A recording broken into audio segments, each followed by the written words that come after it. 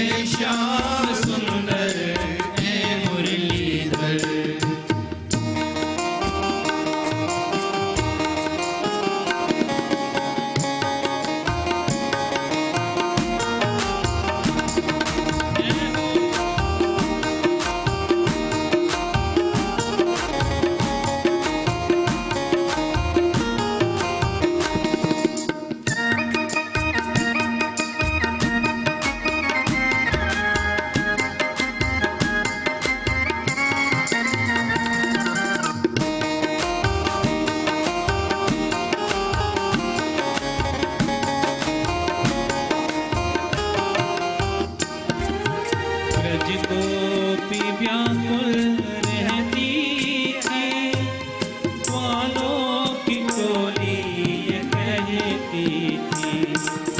ब्रज गोपी व्याकुल रहती थी, ग्वालों की टोली ये कहती थी, कब आओगे प्यारे कान्हे कुंवर, कब आओगे प्यारे कान्हे कुंवर। ऐ श्याम सुंदर हे मुरलीधर, हे श्याम सुंदर हे मुरलीधर। हम पर भी कर दो कृपा की नजर, हम पर भी कर दो कृपा की नजर। ऐ श्याम सुंदर हे मुरलीधर, हे श्याम सुंदर हे मुरलीधर।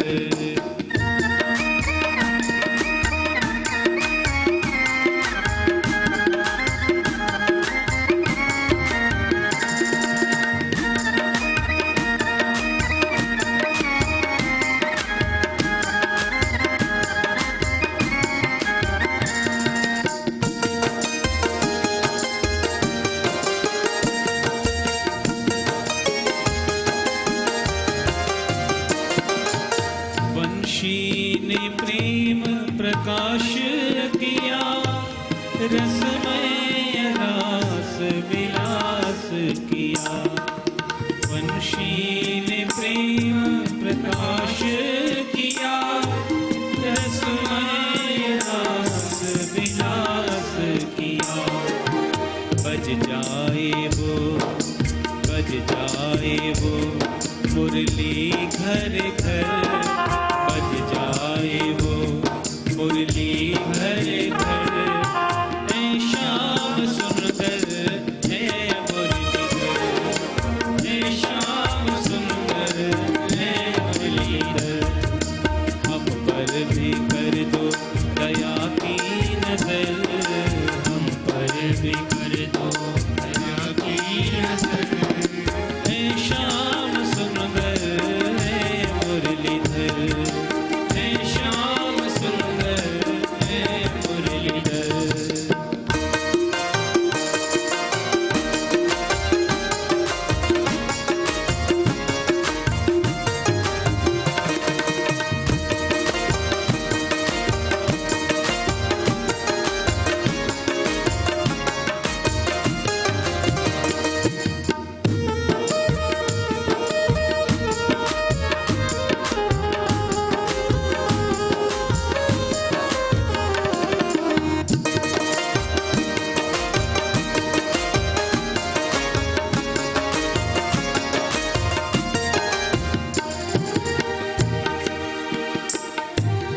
अब तो हे रात संभालो मुझे, ठुकरा दो चाहे अपना लो मुझे।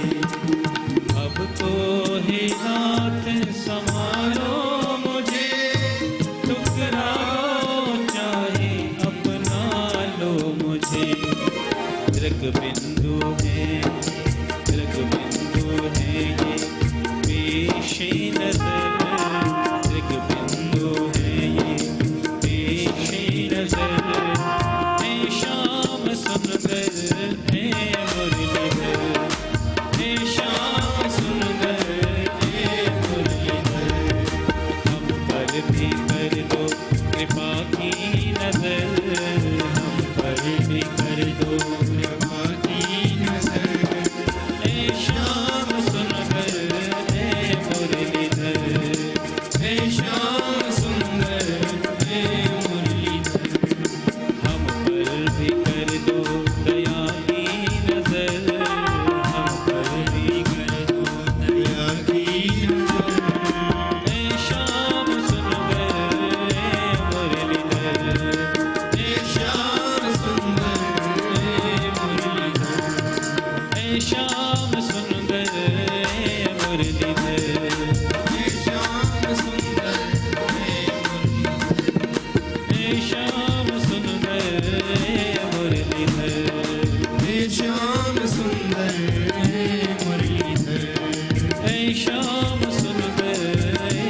मुरलीधर हे श्याम सुंदर हे मुरलीधर ए श्याम सुंदर ए मुरलीधर बोलिए भक्तवत्सल भगवान की जय।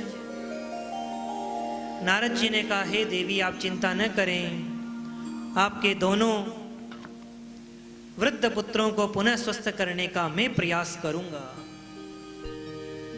नारद जी ने बारंबार उनके कान में जाकर सारे के सारे शनै शनै चारों वेद सुना दिए, उपनिषद सुना दिए, फिर भी तनिक जमाई लेते और पुनः सो जाते। बारंबार गीता का पाठ सुना दिया, फिर भी जब उन्हें चेतना नहीं आई तब नारद जी घबरा गए और अंत में आकाशवाणी हुई और आकाशवाणी कहती है, नारद जी अगर ज्ञान और वैराग्य को पुनः स्वस्थ करना चाहते हो तो कोई सत्कर्म करो। इतना कहते ही आकाशवाणी चुप हो गई। नारद जी ने सोचा कि देखो, या तो किसी सत्कर्म का ही नाम बता देते या किसी संत का नाम बता देते। भाई या तो डॉक्टर का नाम बता देते, वहां जाकर दवाई पूछ लेता, या फिर दवाई ही बता देते। अभी तक इतनी देर तक जो मैं वेद बोल रहा था, ये वेद उपनिषद और गीता, क्या यह सत्कर्म नहीं है? और अगर यह सत्कर्म नहीं है तो फिर सत्कर्म का स्वरूप क्या है? सनकादि मुनियों से नारद जी कहते हैं, हे सनकादि मुनियों, अनेक संत महात्माओं के पास में मैं गया लेकिन किसी ने मुझे उत्तर नहीं दिया। कोई तो ऐसे ही बेचारे डर जाते, कहते हैं नारद जी कोई कम विद्वान थोड़े ही हैं, ब्रह्मा जी के मानस पुत्र हैं। कोई मरीज किसी डॉक्टर के पास में जावे तो डॉक्टर साहब बिना किसी तनाव के देखकर दवाई बता देंगे, पर कोई बहुत बड़ा अनुभवी डॉक्टर किसी डॉक्टर के पास में जावे तब तो जो छोटे मोटे डॉक्टर होंगे वो तो बड़ी सावधानी से इलाज करेंगे और डरेंगे भी। तो यही बात है, कई कई संत महात्मा तो बेचारे मुख पर अंगुली रख लेते, कहते भाई हमारा तो मौन व्रत चल रहा है, हम तो नहीं बता सकते सत्कर्म क्या है। तो सनकादि मुनियों आप ही कृपा कीजिए, आप ही कृपा करके बताइए कि आकाशवाणी ने जिस सत्कर्म का संकेत दिया है वह सत्कर्म क्या है? सनकादि मुनियों मुस्कुरा उठे और कहने लगे, नारद जी आकाशवाणी ने जिस सत्कर्म का संकेत दिया है वह सत्कर्म कोई और नहीं, श्रीमद् भागवत है। नारद जी को आश्चर्य हुआ और कहने लगे, हे सनकादि मुनियों, मैंने तो यह सुना है सारे वेद उपनिषदों का ये सार ही तो है, वेद रूपी कल्प वृक्ष का फल ही तो ये श्रीमद् भागवत है, फिर इसमें अलग क्या है जो श्रेष्ठ है? सनकादि मुनि कहते हैं, आम का जो फल होता है वह कितना मीठा होता है, उसमें कितना आनंद आता है, लेकिन कोई यह सोचे कि भाई आम का फल इतना मीठा है तो आम जिस लगा है जो पेड़ है उस पेड़ की जड़ को उखाड़कर जड़ को खाने लगे तो क्या उसे स्वाद आएगा? दांत टूटकर और गिर जाएंगे, स्वाद बिल्कुल भी नहीं आएगा। तो जो रस आम के फल में है वह जड़ में नहीं है। गन्ने से ही चीनी बनती है, लेकिन मिठाई में चीनी डलने से जो आनंद आता है, गन्ने के रस से मिठाई बना लो, वह आनंद नहीं आ सकता है। वेद रूपी कल्पवृक्ष का फल ही श्रीमद् भागवत है, लेकिन जो श्रीमद् भागवत में है वह कहीं अन्यत्र नहीं है। कीरेण भाषितम, सनकादि मुनि कहते हैं जो सुखदेव आदि मुनियों का गाया हुआ गीत है।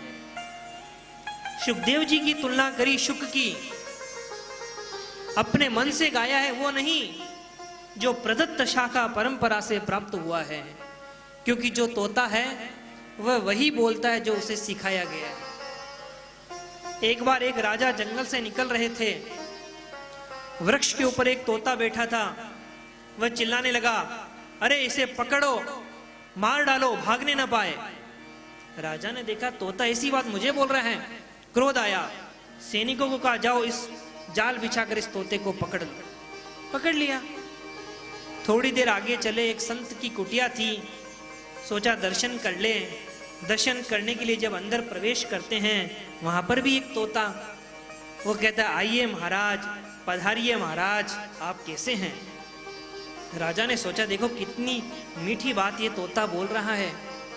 क्रोध आ गया दूसरे वाले तोते पर जो गाली दे रहा था, और कहने लगे, भाई इस तोते को मार डालो। तभी वह संत की कुटिया में रहने वाला तोता बोल उठा, महाराज ऐसा मत कीजिए, ये मेरा भाई है। राजा को आश्चर्य हुआ, अरे तुम तो इतनी मीठी बात बोलते हो और यह तो अपशब्द बोल रहा था। तोता कहता, इसकी गलती नहीं है, हम एक वृक्ष की डाल पर रहते थे, तेज आंधी चली, ये तो मलेच्छ के घर गिर गया और मैं इस संत महाराज के घर पे गिर गया। इसने जो सीखा यह वो बोल रहा है, और मुझे जो इन संत महात्मा ने सिखाया मैं वो बोल रहा हूं। यही बात सनकादि मुनि कहते हैं, सुखदेव आदि मुनियों ने जिसका गान किया है, ज्यों का तो भगवान नारायण ने जो ब्रह्मा जी को चतुश्लोकी भागवत का उपदेश दिया, वही नारद जी के द्वारा प्रदत्त, वेद व्यास जी के द्वारा जो प्रदत्त है, वही श्रीमद् भागवत सत्कर्म है, जिससे भक्ति महारानी के कष्ट की निवृत्ति होगी और ज्ञान वैराग्य पुनः युवा हो जाएंगे। नारद जी ने कहा, देखो मैं तो अब एक ही बात जानता हूं, मुझे तो आपके मुख से ही यह कथा सुननी है, और आप ही 7 दिन की ये श्रीमद् भागवत कथा कहिए और ज्ञान और वैराग्य के बुढ़ापे को दूर कीजिए। सनकादि मुनियों ने स्वीकार कर लिया और हरिद्वार में आनंद नाम के तट पर श्रीमद् भागवत कथा का आरंभ होना निश्चय कर दिया। सारे के सारे भूमंडल पर हो हल्ला मच गया कि हरिद्वार के आनंद नाम के तट पर श्रीमद् भागवत की कथा होने जा रही है। श्रीमद् भागवत में लिखा है, भृगु जी महाराज सबसे पहले निकले सुनने के लिए, लेकिन सबसे अंत में पहुंचे। क्यों? क्योंकि जो भी गुरुता के कारण यह सोच रहे थे कि भाई हम क्यों कथा सुने, हमें क्या फायदा कथा सुनने से, उनको समझाने बुझाने लगे कि भाई ये श्रीमद् भागवत तो सबसे सर्वश्रेष्ठ है, इसका श्रवण करो। उनको मनाने लगे। भाई उनको मनाने से क्या फायदा? भाई संत को मनाने की क्या आवश्यकता है, उनको क्या जरूरत पड़ी? ये संत महात्मा भी LIC एजेंट की तरह होते हैं। LIC एजेंट जब LIC करवाने के लिए आता है तो सारे के सारे फायदे तो हमारे ही बताता है। योगक्षेमम वहाम्य हम, सब कुछ हम पर छोड़ दो, लेकिन उसका भी जो कमीशन उसके खाते में पहुंचता रहता है। वैसे ही संत महात्मा भी जो जितने ज्यादा लोगों को भगवान के समीप पहुंचाता है, वह उतना ही ज्यादा संत भगवान का लाडला हो जाता है। इसीलिए नारद जी महाराज सबसे ज्यादा भगवान के प्रिय हैं। ध्रुव जी को, प्रहलाद जी को, बड़े से बड़े जो भगवान के भक्त बने, उन्हें मार्ग बताने वाले नारद जी हैं। भृगु जी ने सभी को समझाकर हरिद्वार में भेज दिया, जहां श्रीमद् भागवत की कथा होने वाली थी। सारे के सारे गृहस्थ संत महात्मा अपने पुत्रों के सहित आ गए, विरक्त महात्मा शिष्यों के साथ पहुंच गए। एक तरफ गृहस्थ संत थे, एक तरफ विरक्त संत थे। सारे के सारे श्रद्धामयी माताएं एक स्थान पर विराजमान हो गई। नारद जी प्रमुख श्रोता बनकर बैठ गए और सनकादि मुनि व्यासपीठ पर विराजमान हो गए। कथा प्रारंभ हुई और कथा सुनाना प्रारंभ कर रहे थे। कहने लगे सनकादि मुनि, सदा सेव्या श्रीमद्भागवती कथा, यस्याः श्रवण मात्रेण हरिश्चित्तं समाश्रये। हे मानवों, हे संसार के लोगों, सदा सेव्या नित्य निरंतर इस कथा का पान करते रहो। कब तक?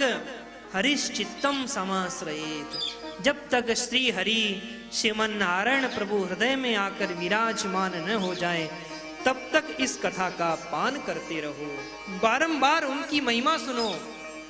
जब जब उनकी महिमा सुनोगे तब हमारा चित्त कभी न कभी पिघल जाएगा।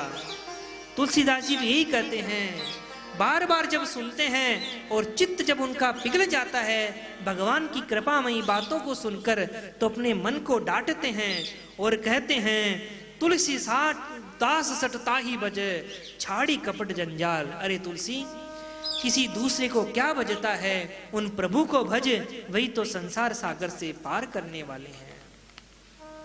जब जब भगवान की कथा सुनने से, उनकी कृपामय स्वभाव को सुनने से चित्त तब द्रवित हो तो उसे डांटो, तब प्रभु के चरणों के प्रति अनुराग उसमें उमड़े।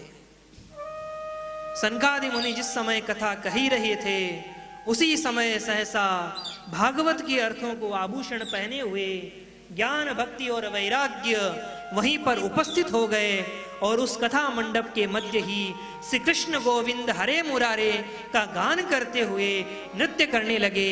ज्ञान वैराग्य की वृद्धावस्था दूर हो गई और भक्ति महारानी के कष्ट की निवृत्ति हो गई। श्री कृष्ण गोविंद हरे मुरारे, हे नाथ नारायण वासुदेव।